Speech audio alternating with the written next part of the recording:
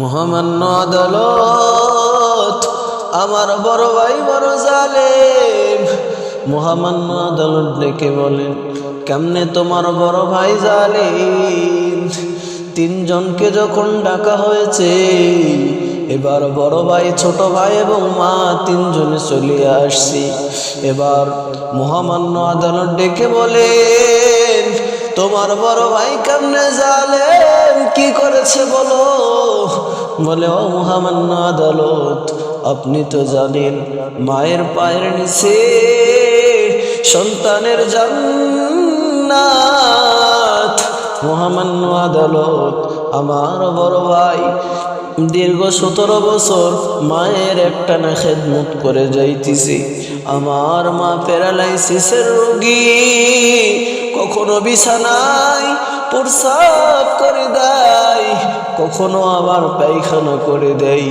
আমার বড় ভাই এগুলো পরিষ্কার করেন আর মায়ের খেদমত করে জান্নাতের তালাশ করতেছি।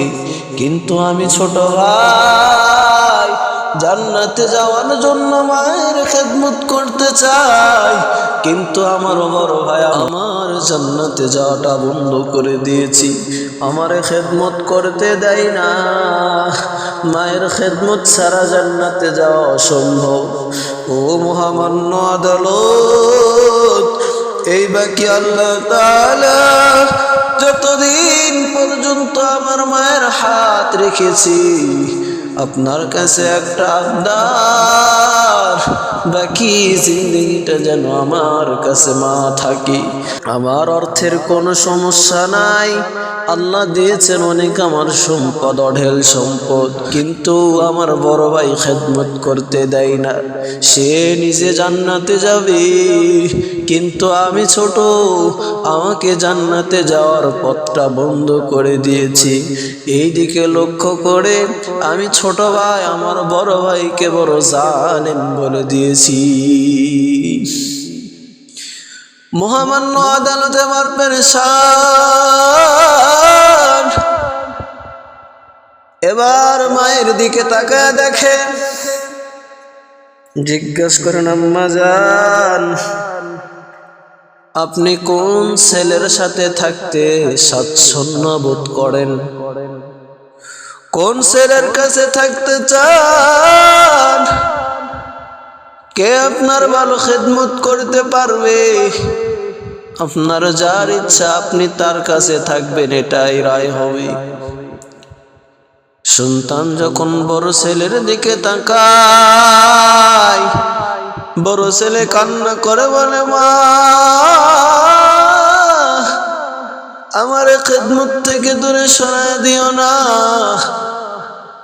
বড় ভাইকে জিজ্ঞেস করা হলো যে, তুমি কেন ছোট ভাইকে খেদমত করতে দাও নাই? বড় ভাই ডেকে বলেন, মহামান্য আদালত, আমার ছোট ভাই, আমি বড় ছোট থেকে কাজ করে যাচ্ছি, মায়ের খেদমত করে যাইতেছি। মা বিছানায় মাঝে মধ্যে পায়খানা করে দেয়, মাঝে মধ্যে প্রস্রাব করে দেয় বিছানার ভিতর। ওগুলো পরিষ্কার করা কেমন কাজ নয়, সবার জন্য এটা সহজ নয়, এটা বড় কঠিন কাজ। আমি মায়ের খেদমত করতে করতে মায়ের প্রস্রাব পায়খানা গুলো আমার কাছে সুগন্ধি পরিণত হয়েছে। এটা আমাকে ঘৃণা লাগে না, আমার কোনো অস্বস্তি ভাব আসে না। এগুলো পরিষ্কার করতে আমার এখন বড্ড ভালো লাগে। কিন্তু ছোট জনকে যখন আমি দিব, সে তো এগুলো কোনোদিন করে না। যখনই দিব এটা তার উপর বোঝা হয়ে যাবে, হয়তো সে ঘৃণা করিয়া মায়ের খেদমতে ত্রুটি নিয়ে আসবে, মাও কষ্ট পাবে, আমার ছোট ভাই তার জন্য কষ্ট হয়ে যাবে। এদিকে দুইজনার দিকে লক্ষ্য করিয়া আমি বড় ভাই তাদেরকে তাকে খেদমত করতে দেই নাই। ছোট ভাই ডেকে বলেন, না, এটা আমার মা, কেন আমার কষ্ট হবে? মায়ের প্রস্রাব পায়খানা আমার কোনো অসুবিধা নাই, কোনো ব্যর্থতা আসবে না, আমাকেও ভালো লাগে, আমার কোনো সমস্যা নাই খেদমত করতেন। ও মহামান্য আদালত, আদালতে বলে গেলাম মার কোনো কষ্ট আমার কাছে থাকলে হবে না, আপনি এমন কিছু করে দেন বাকি জিন্দগিটা যেন মা আমার কাছে কাটাইতে পারি। এবার মহামান্য আদালত ও আম্মা জানের দিকে তাকাইয়া বলেন, ও আম্মা জান, আপনি কোন ছেলের কাছে থাকতে চান? আম্মা জান বড় ছেলের দিকে তাকাই, আবার ছোট ছেলের দিকে তাকাই। বড় ছেলের দিকে যখন তাকাই, বড় ছেলে হাউ মাউ করে কান্না করে বলে, মা, ও গো মা, আমার এমন খেদমত থেকে আমারে তুমি ফিরাইয়া দিও না গো মা, তোমার খেদমত করে আমি বড় শান্তি পাই, খেদমত থেকে দূরে সরাইয়া দিও না, বড় তোমাকে ছাড়া আমার বড় অশান্তি অশান্তি ভাব চলে আসবি, আমাকে অশান্তিতে রাইখো না, আমি তোমার সাথে থাকতে চাই, তোমার খেদমত করে জিন্দগি কাটাইতে চাই। এবার ছোট ছেলের দিকে যখন নজর দেয়, ছোট ছেলেও কান্না করে বলে, মা,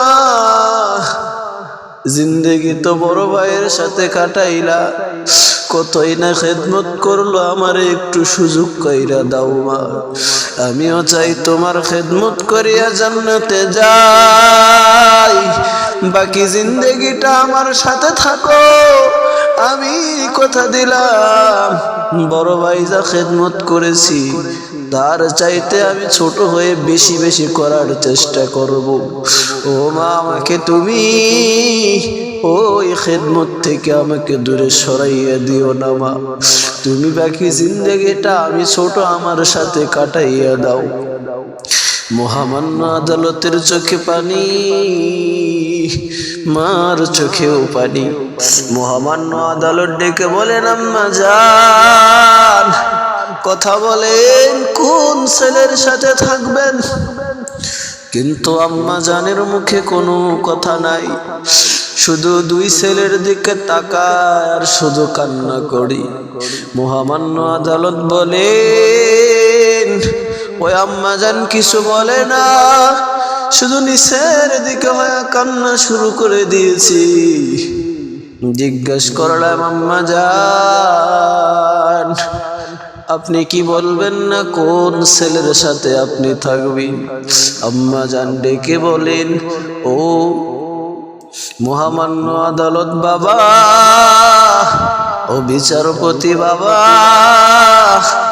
আমার দুইটা ছেলে রত্ন সোনা, এই দুইটার নাম কার নামটা আমি নিব আমি জানি না, যদি একটার নাম নেই আমার আর একটা ছেলে মন খারাপ করবে, আমি যদি একটার নাম নেই আমার বড় ছেলে মন খারাপ করবি, আমি যদি আবার বড় ছেলের নাম নেই আমার ছোট ছেলে মন খারাপ করবি।